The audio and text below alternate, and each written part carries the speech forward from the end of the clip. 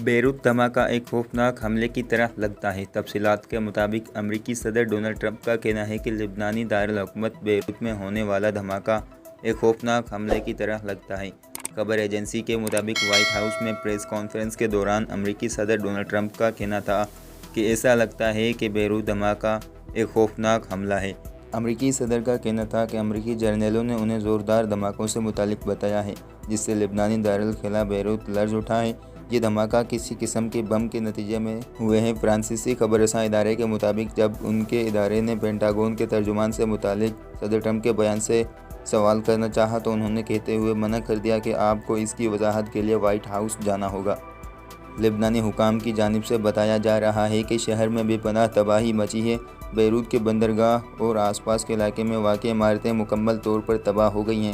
دھماکوں کے باعث بڑے پیمانے پر جانی نقصان ہوا ہے اور لاشوں کی گنتی کرنا ممکن نہیں۔ 2 کلومیٹر تک کے علاقے میں انسانی اعضاء بکھرے پڑے ہیں۔ لبنان کے حکام کا کہنا ہے کہ تباہ شدہ عمارتوں کے ملبے تلے لوگوں کی بڑی تعداد موجود ہے جن کی اموات کا خدشہ ہے۔